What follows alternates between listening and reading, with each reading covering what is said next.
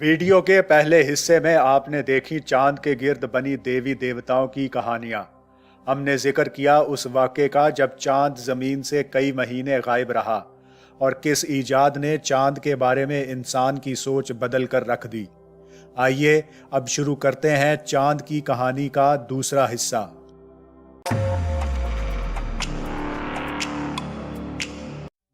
दोस्तों, सनती इनकलाब के बाद टेक्नोलॉजी ज़मीन पर नई तब्दीलियां ला रही थी। तब्दीलियों की इस लहर में चांद भी सिर्फ एक खलाई जिस्म नहीं, सियासी बरतरी का मैदान बनने वाला था। ये मैदान सजाया था अमेरिका और रूस के दरमियान सर्द जंग ने। दोनों मुल्क ज़मीन पर तो एक दूसरे को हराना ही चाहते थे, लेकिन स्पेस भी इस जंग की जद में आ चुका था। रूस और अमेरिका दूसरी आलमी जंग में तबाह बर्बाद हुए जर्मनी के मिलिट्री साइंसदान अपने अपने फ़ायदे के लिए इस्तेमाल कर रहे थे। रूस ने पहल करते हुए स्पेस साइंस में अंधाधुंध पैसा झोंक दिया और अमेरिका से आगे निकल गया। 4 अक्टूबर 1957 में रूस ने स्पुतनिक के नाम से पहला आर्टिफिशियल सैटेलाइट खला में छोड़कर दुनिया को हैरान कर दिया। 4 एंटीनों वाली ये छोटी सी मशीन ज़मीन के गिर्द मुसलसल चक्कर लगाती और इन्फॉर्मेशन भेजती थी। ये कामयाबी इतनी बड़ी थी कि अमेरिका के टाइम मैगजीन ने भी लिखा कि रूस अमेरिका का मुंह चिढ़ा रहा है। इससे अगले ही महीने रूस ने एक कुत्ता खला में भेजकर दुनिया को मजीद हैरत में डाल दिया। रूस की ये कामयाबियां अमेरिका को मुसलसल शर्मिंदा कर रही थी। इस शर्मिंदगी को बेइज्जती में तब्दील कर दिया अमेरिका की पहली रॉकेट फ्लाइट ने। 6 दिसंबर 1957 को अमेरिका ने पूरे शोर शराबे के साथ अपना पहला रॉकेट खला में भेजने का ऐलान किया। लेकिन बदकिस्मती देखें कि पहले रॉकेट की पहली फ्लाइट ही बुरी तरह नाकाम हो गई और रॉकेट ज़मीन से 5 फुट भी ऊपर ना जा सका। इस नाकामी पर रूस ने अमेरिका का मजाक भी उड़ाया। हत्ता कि अक़वाम मुत्तहिदा में रूस के नुमाइंदे ने यह कहकर अमेरिका पर तंज किया कि रूस रॉकेट टेक्नोलॉजी में पसमानदा मुल्कों की मदद करने को तैयार है। इस तौहीन के जवाब में अमेरिका ने वो सोचा जो किसी के जहन में भी नहीं था। सदर जॉन एफ कैनेडी ने 25 मई 1961 को अपोलो मिशन का इफ्तिताह किया और इसका मकसद था अमेरिका को चांद पर पहुंचाना। यही हो सकता था रूस को मुंह तोड़ जवाब।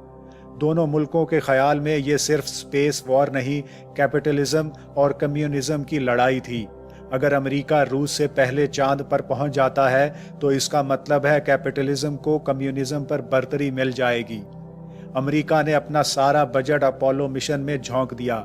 आज की करेंसी के हिसाब से देखें तो इस काम पर $100 अरब खर्च हुए। दूसरी तरफ रूस मुसलसल छोटी छोटी कामयाबियां समेट रहा था, जैसे पहली खातून को खला में भेजना, पहली स्पेस वॉक, पहली मर्तबा खलाबाज को स्पेस सूट की बजाय आम कपड़ों में भेजना। लेकिन आखिरकार अमेरिका की शाहखर्चियां काम आईं। अपोलो 11 नील आर्मस्ट्रांग और बज एल्ड्रिन को लेकर 20 जुलाई 1969 को चांद पर लैंड कर गया। ये लड़ाई सनसनी खेज थी। दोनों मुल्क आपस में लड़े भी और एक दूसरे से सीखा भी, लेकिन आखिर में साबित यही हुआ कि चांद पर लैंडिंग इतनी बड़ी कामयाबी थी कि कोई एक मुल्क इस पर अपना हक नहीं जता सकता।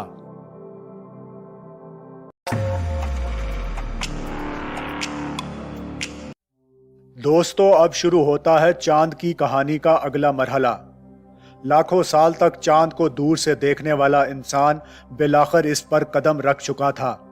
20 जुलाई 1969 को चांद पर उतरते ही बज एल्ड्रिन की आंखें खुली की खुली रह गईं। उसके सामने थी एक नई दुनिया जो उसने कभी देखी ही नहीं थी। बज एल्ड्रिन ने बताया कि चांद पर सामने का मंजर जमीन के मुकाबले में बहुत मुख्तलिफ होता है। अपोलो 11 ने लैंड किया तो उस वक्त चांद के लंबे दिन चल रहे थे। उन दिनों में चांद पर बेपनाह रोशनी होती है, इसलिए एल्ड्रिन के चारों तरफ चकाचौंध थी। चांद का हुजम भी जमीन से कम होता है, इसलिए वहां उफक यानी होराइजन सिर्फ 2.5 किलोमीटर दूर नजर आता है, जबकि जमीन पर 4.25 किलोमीटर दूर लगता है।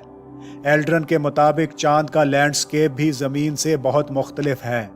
इसमें हर तरफ ग्रे यानी सुरमई रंग की मिट्टी फैली है, जिसके कई शेड हैं। ہم سائز اور فاصلے کا اندازہ اپنے ارد گرد موجود چیزوں کے حساب سے لگاتے ہیں، لیکن چاند پر اور کچھ موجود نہیں، اس لیے وہاں یہ بھی پتہ نہیں چلتا کہ کون سی چیز کتنی بڑی ہے یا کتنے فاصلے پر ہے۔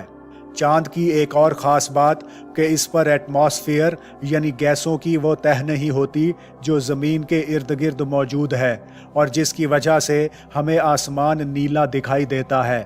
یعنی دن ہو یا رات، چاند پر آپ کو آسمان کالا ہی نظر آئے گا۔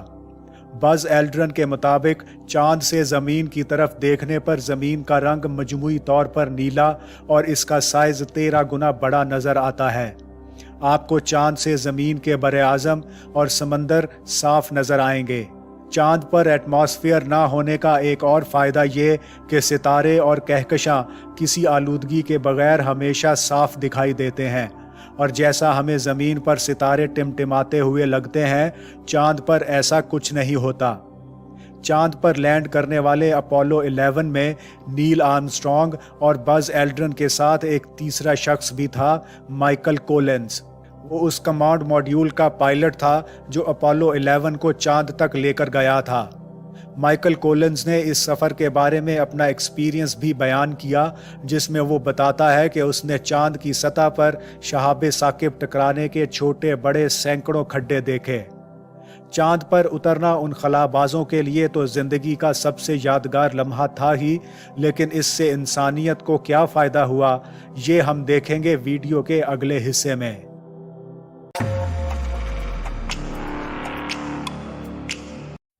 دوستو، اپولو 11 مشن کے 2 خلاباز 21 گھنٹے تک چاند کی سطح پر رہے۔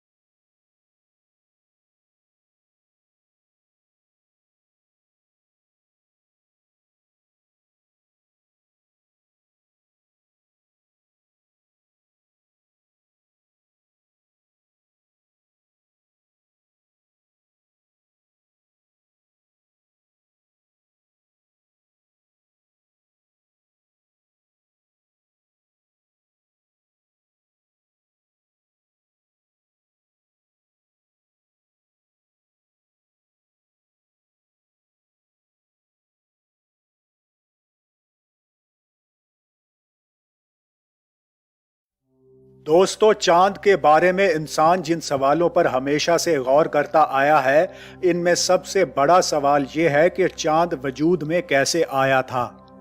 क्या ये हमेशा ऐसा ही था जैसा आज हमें नजर आता है? ऐसे कई सवाल अभी तक बेनतीजा हैं, लेकिन अपोलो प्रोग्राम के जरिए हमें कुछ जवाब भी मिले हैं। हम अब ये जानते हैं कि चांद और जमीन पर मौजूद पत्थर एक जैसे हैं। इसका मतलब है कि दोनों तकरीबन एक ही चीज से बने हैं। इस डिस्कवरी के बाद चांद की पैदाइश के बारे में एक थ्योरी शुरू हुई जिसे दी इम्पैक्ट मॉडल कहते हैं। 1971 में अपोलो मिशन खत्म होने के बाद अमेरिका की कॉर्नेल यूनिवर्सिटी ने सैयारों के गिर्द घूमते सैयारचों पर एक कॉन्फ्रेंस की। उस कॉन्फ्रेंस में एस्ट्रोनॉमर्स विलियम हार्टमैन और डोनाल्ड डेविस ने चांद की पैदाइश के बारे में अपना नजरिया पेश किया। उनके मुताबिक 4.5 अरब साल पहले मरीख जितना बड़ा सैयारा जमीन से टकराया था। उस टक्कर से जमीन का बहुत बड़ा हिस्सा खला में बिखर गया।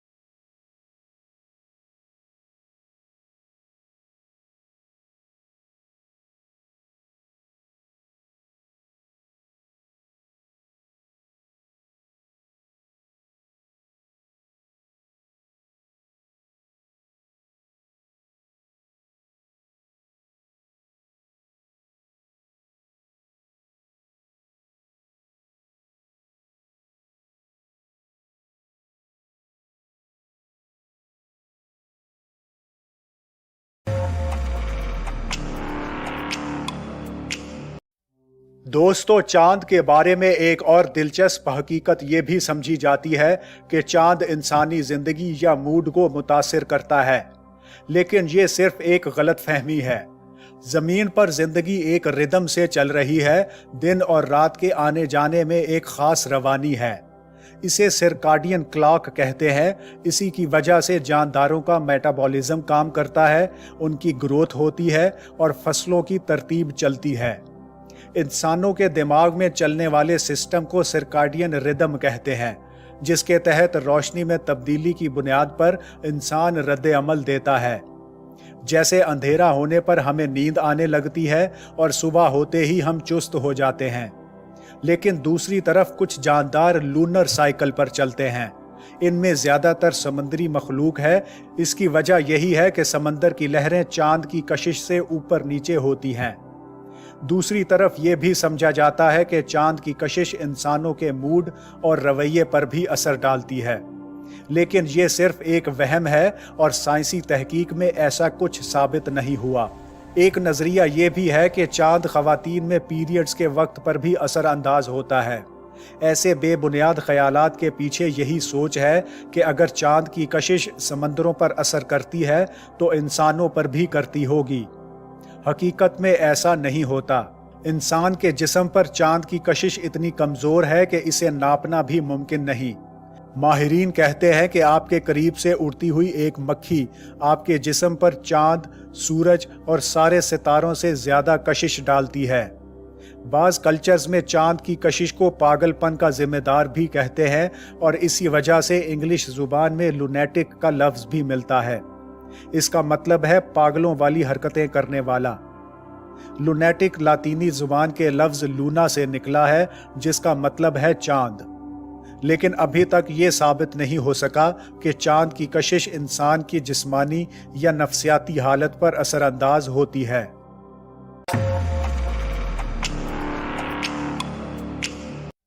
دوستو، اس ویڈیو میں آپ نے جانا کہ کس طرح چاند ہمیشہ سے انسانی توجہ کا مرکز رہا ہے۔ قدیم یونان سے لے کر آج تک چاند کئی نظریوں اور عقیدوں کا مرکز بھی ہے اور ہمارے تخیل کا حصہ بھی۔ دوسری عالمی جنگ کے بعد روس اور امریکہ کے درمیان شروع ہونے والی اسپیس ریس میں دونوں ملکوں نے سائنسی برتری کے لیے چاند کا رخ کیا۔ اس جنگ کا اختتام اپولو 11 مشن کی کامیابی کی صورت میں نکلا۔ اس مشن سے اہم ڈسکوریز ہوئیں جو اب ہمیں اسپیس ایکسپلوریشن کے نئے دور میں لے جا رہی ہیں۔